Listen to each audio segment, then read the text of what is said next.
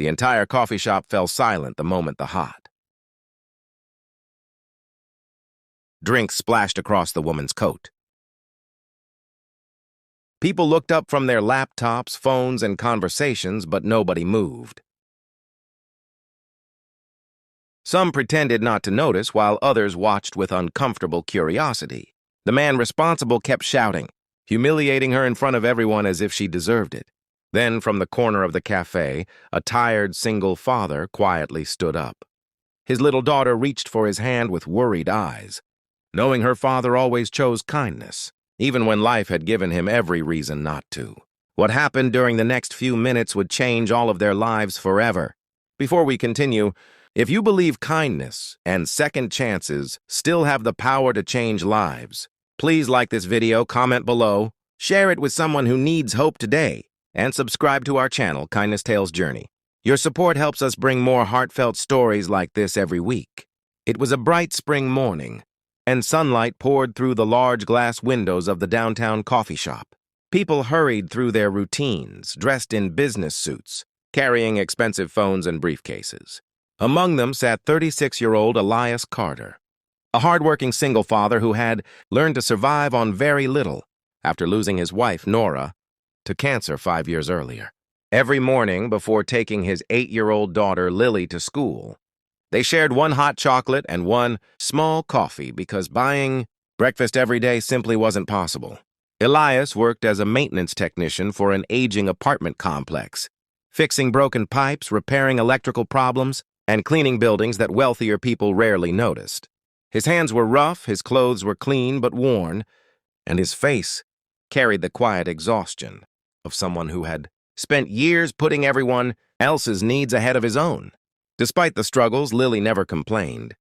She smiled easily, loved drawing flowers in her notebook, and believed her father could fix almost anything.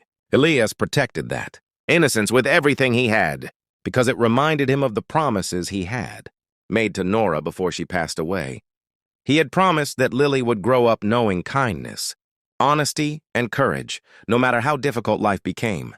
That morning, while Lily carefully stirred marshmallows into her hot chocolate, a woman entered the cafe wearing a simple navy blue coat and carrying an old leather notebook instead of an expensive handbag.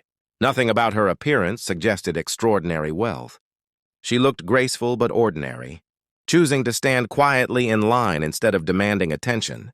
Her name was Serena Ashford, although no one inside the cafe recognized her as the founder and owner of one of the world's fastest-growing technology companies worth billions of dollars.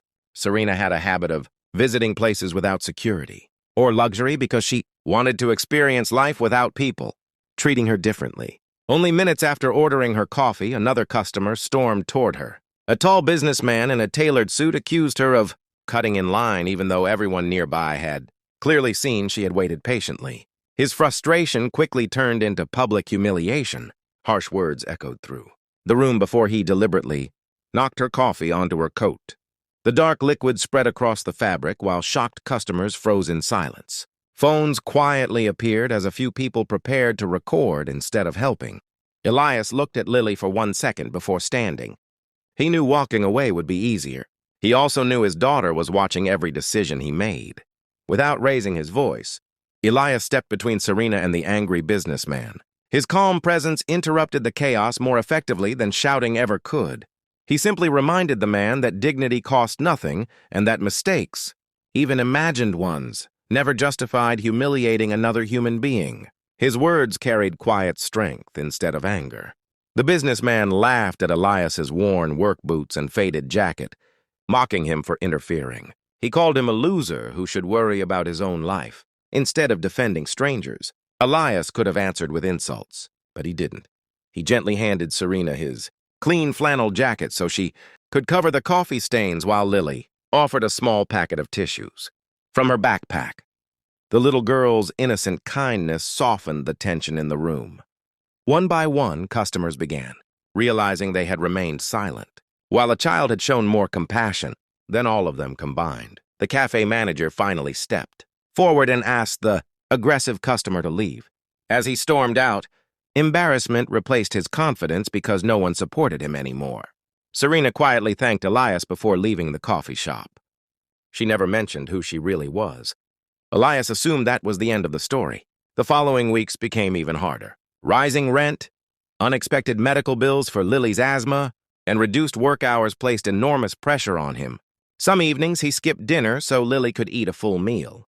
He secretly sold his late wife's wedding ring, not because he wanted to, but because keeping the lights on mattered more than holding on to painful memories locked inside a drawer. One rainy afternoon, the apartment company announced budget cuts. Several employees, including Elias, were laid off with almost no warning. Years of loyal service disappeared in a 5-minute meeting. Walking home with a small cardboard box containing his belongings, Elias wondered how he would tell Lily they might lose their apartment. Still, every morning he continued searching for work. Every rejection made his shoulders slightly heavier, but he refused to give up because his daughter deserved a future brighter than his present. Unknown to him, Serena had never forgotten the man who defended her when nobody else did. She had quietly asked her assistant to discover who he was, not to reward him with charity, but because genuine character interested her more than impressive resumes. She learned about his years caring for his sick wife, his reputation for honesty, and how neighbors trusted him with keys to their homes because they knew he would never betray that trust. Serena believed businesses succeeded because of people with integrity, not only talent. Instead of sending money, she invited Elias for an interview at Ashford Innovations. The invitation surprised him because he had never applied there. Assuming it was a mistake, he almost ignored it. The company's headquarters towered above the city skyline, filled with glass, walls, and modern architecture, completely different from anything Elias had experienced. Wearing his only suit, which no longer fit perfectly, he entered the building feeling completely out of place. Then he saw Serena. Recognition spread across both of their faces. Only then did Elias realize the quiet woman from the coffee shop was the billionaire whose face occasionally appeared in business magazines he had never bothered reading. He expected special treatment or immediate job offers. Instead, Serena asked him simple questions about responsibility, leadership, honesty, and raising Lily alone. She wasn't interested in degrees or corporate language. She wanted to know how someone kept choosing kindness after life repeatedly treated them unfairly. Elias admitted he didn't always feel strong. Some mornings he wanted to quit. Some nights he cried after Lily fell asleep because he missed Nora so much it physically hurt. But he believed bitterness would only steal the love his daughter still deserved. Those words stayed with Serena long after the interview ended. Rather than hiring Elias for maintenance, she offered him a position, leading community outreach and employee well-being initiatives. Many executives questioned her decision. They argued he lacked business experience. Serena simply answered that technical skills could be taught, but integrity could not. Elias spent months learning, studying late every night after Lily slept.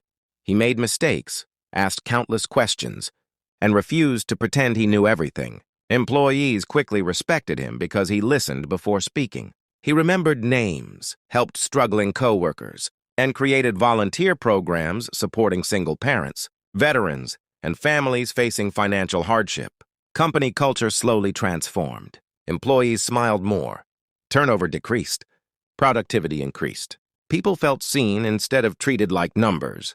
Meanwhile, Lily adjusted to their new life without losing the humility her father had taught her. She still thanked cafeteria workers, greeted security guards, and donated part of her allowance to children collecting school supplies. One afternoon, Serena visited the community center. Elias had helped renovate using company volunteers. Watching families laugh together, she realized the greatest investment her company had ever made wasn't technology. It was compassion. Months later, the same coffee shop where everything began organized a fundraiser supporting families. Experiencing hardship, Elias and Lily attended as volunteers. Unexpectedly, the businessman who had humiliated Serena walked inside. His expensive confidence had disappeared. His business had failed after years of arrogance pushed away partners and employees. Divorce, debt, and loneliness had replaced the success he once flaunted. He recognized Elias immediately. For several uncomfortable seconds, neither man spoke. Instead of seeking revenge, Elias offered him a seat, bought him a fresh coffee, and quietly wished him the strength to rebuild his life with humility. Serena witnessed the entire moment. She realized Elias hadn't defended her that day because she would become useful. He had defended her because kindness was simply who he was. That difference changed everything. Inspired by his example, Serena established a nationwide foundation supporting widowed parents, struggling families, and children needing educational opportunities. She asked Elias to lead many of its programs because he understood hardship from experience rather than theory. Thousands of lives began changing because one ordinary act of courage inspired another, then another, until kindness spread farther than anyone imagined possible.